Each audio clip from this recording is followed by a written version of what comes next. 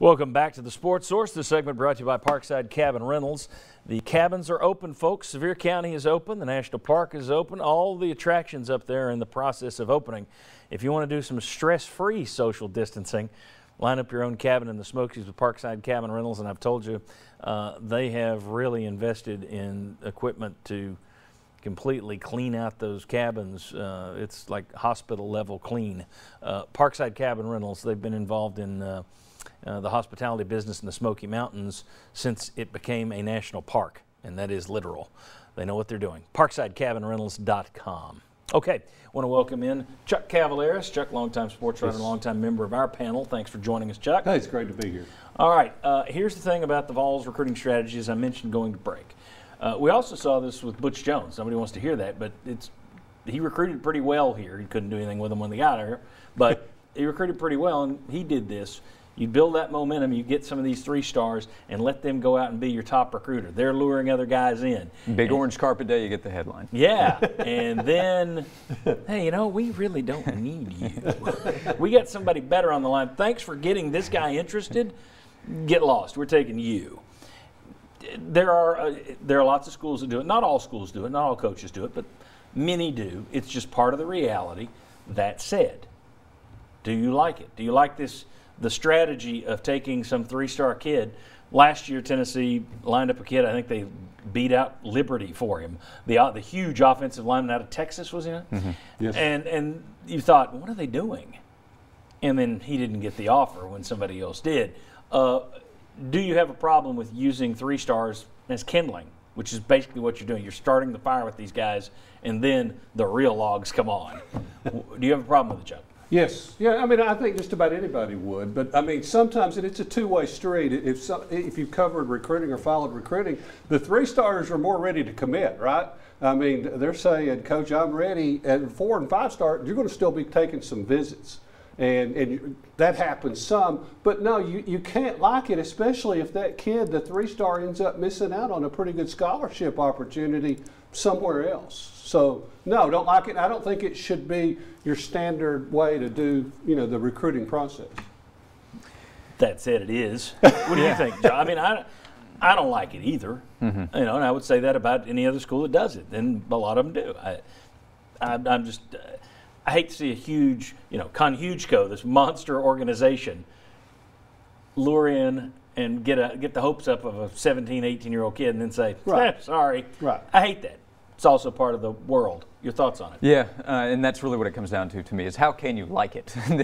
A 17 or 18-year-old, a high school prospect is given an offer, he commits to it, and then a few weeks later, a few months later, that goes away because they found somebody better. That is also just how it works, and it works at Tennessee. It works especially in the SEC, where recruiting is as competitive as possible. If we went back to the first segment and we're placing bets, I don't know where Tennessee is going to rank. I wouldn't bet as confidently there at the end of this class. The one thing I would put all my money on is Tennessee saying to at least a couple of kids through this process, you might want to look somewhere else. It happened with a few guys in last year's class in Tennessee earlier on in recruiting right now is recruiting at a higher level. So that's going to give Tennessee, I think, more options with the players that the coaches most value. So there are going to be some guys that move on from this class by Tennessee's choice. Now, you mentioned something. I'm going to change the subject here a little bit. You mentioned something interesting in between breaks. And, it is something to be concerned about. You always wonder, last year Tennessee closed hot. Can you go steal eggs out of somebody else's nest? This year, you've got a bunch of eggs in your nest that Georgia and Alabama are going to want to come get, these 4 and 5-star guys.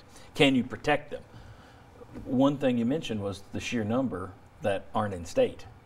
Yeah, almost all of this class is outside the state of Tennessee, and that's going to continue. If Willis commits to Tennessee here in a little bit, that's another guy from up in Baltimore to go with Evans. Now, maybe it helps that you have a couple of guys right there so they can help hold on to each other as long as they both want to. But Florida, Texas, Alabama, Georgia, where Tennessee is going to land these players, very talented, and it doesn't mean Tennessee can't hold on to them. But the coaches know we're going to have a fight on our hands with Florida, with Alabama, with Auburn, with LSU to hold on to these players from their states. So you don't have that many from inside the state of Tennessee.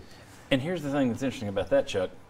And my guess is, it will be interesting to see what the NCAA does with allowing visitations. When does that? Because like everything else, States are handling this. States, cities, counties are all handling this in different ways. Let's say everything's opened up for travel, but it's not great. You know, it's not easy to get in and out of place. If you're Tennessee, that's another issue you have to think about, that you've got so many guys out there, and even if they open this up, it may not be the best time to be traveling. Yes. To stay on the road, where it may be easier if you have more in-state kids, more so than just in a normal year.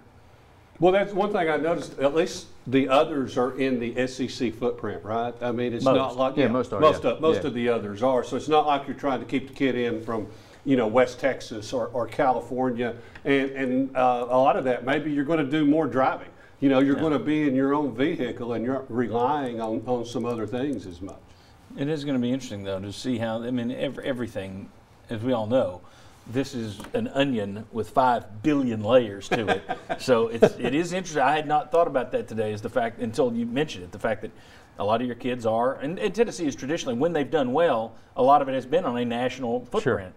Tennessee is getting better as a talent producer, but it's still not up there with some of the other big boys in this country yet. Yeah, it's almost like a disclaimer, like, hey, you're going to have to hold on to these guys. The earlier you get them, the more work you have to do, because there's almost a target on you because you have their commitment. I would also say you'd rather have their commitment and try to hold on to them than have them be undecided. Exactly. So it's kind of a disclaimer. It's just that it'll stand out. If you look at the commitment list that Tennessee has, you don't have that many in-state. Well, and again, the interesting thing is, how tough is it going to be to travel to get in front of those guys in the world that we live in now? Interesting stuff. All right, when we come back, UT is prepping for students to return in the fall. They're talking about what their fall plans are. You saw the NFL schedules come out this week, and there's talk about, okay, we can always move these games here. What if Tennessee has to shorten that schedule? Is that a nightmare scenario for fans? We'll discuss that. Come on back on the Sports Source.